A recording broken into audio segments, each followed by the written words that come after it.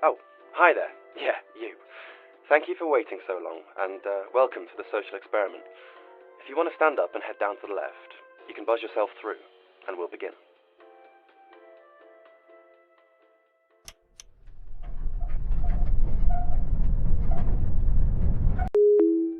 Welcome to the start of the social experiment. To start things off easy, all we need you to do is head down to the end of the room and hit the blue button. We need to know that we can trust you before moving on to some of the more developed situations.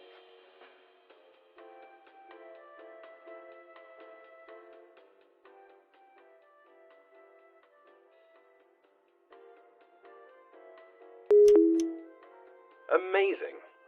70% of patients fail this test. You are a very promising candidate. Right, now, head over to my messy desk and grab the key, then straight down to the lift. It's perfectly safe and not that broken. Much.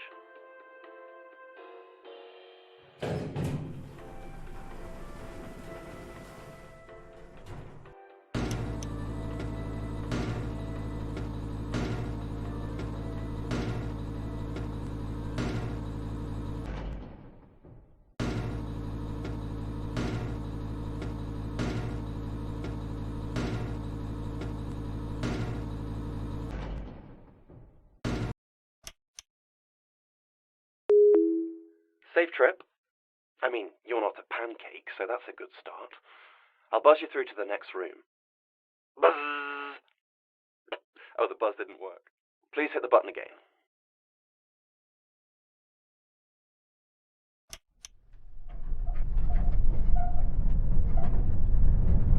So, we might lose...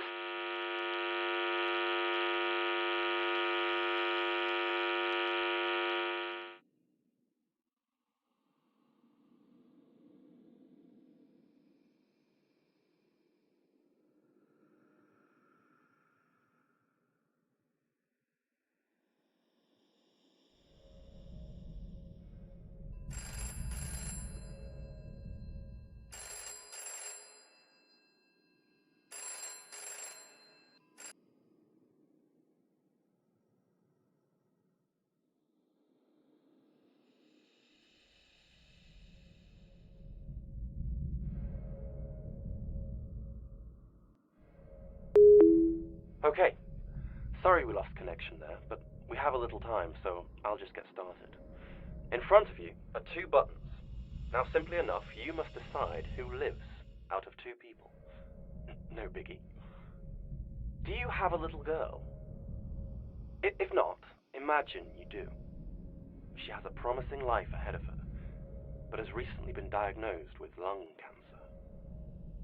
The button on the left represents this little innocent girl.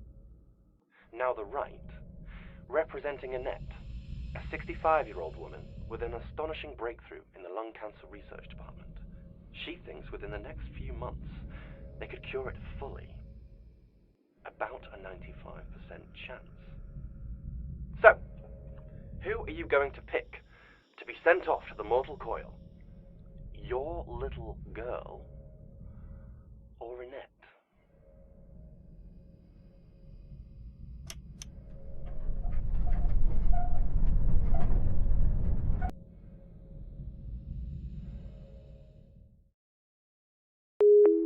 Interesting. Should probably tell you that the cancer research part of that story was a lie. Moving on now, shall we? You're here. I'll let you into the office. I think it's time we finally meet.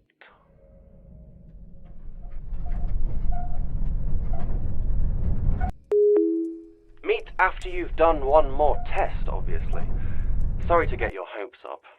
Now, with this one, have a look around. Get comfortable and indulge yourself in my poor taste of design. But you see those two buttons? Don't worry about those just yet.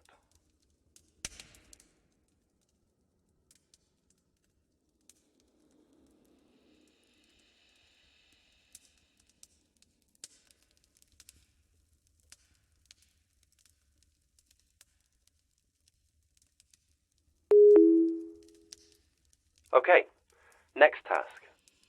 Before we continue, I just want to let you know how proud I am of your progress.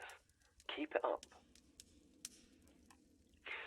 Alright then, moving on to your next decision. I know a young man named Andrea. He's a promising athlete living a healthy and happy life.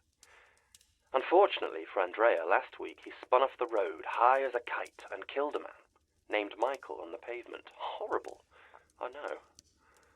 Interesting fact, this man Michael that he flattened like roadkill was recently convicted of attempted murder by the police, and he had escaped. He was more than likely on his way to finish the job. So with our connections to the judge, you get the final say. Is poor Andrea going to be sentenced to 65 years in prison with no chance of parole?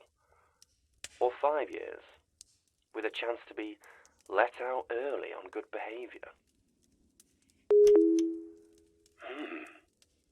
How interesting. Maybe we have you wrong. Maybe you're not the person we need for this job. I'll let you know now that Andrea wasn't high. He was sober as a stone.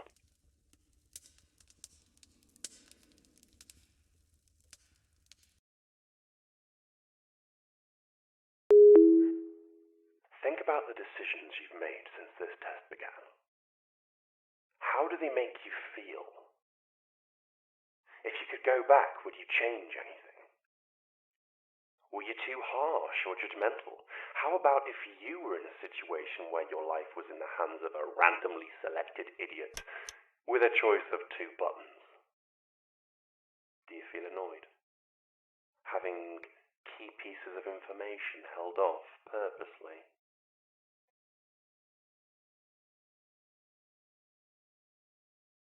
You see, there is no passing or failing these tests.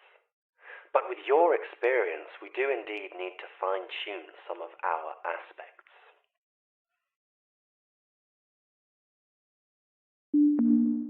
Welcome to the start of the social experiment. To start things off easy, all we need you to do is head down to the end of the room and hit the blue button. How interesting. Maybe we have you wrong. Maybe you're not the person we need for this job. I'll let you know now that Andrea wasn't high. He was. Welcome to the start of the social experiment. To start things off easy, all we need you to do is head down to the end of the room and hit the blue button. We need to know that we can trust you before moving on to some of the more developed situations.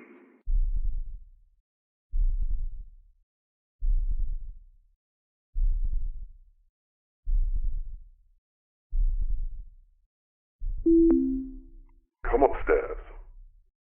I feel like we should actually meet this time. No more games.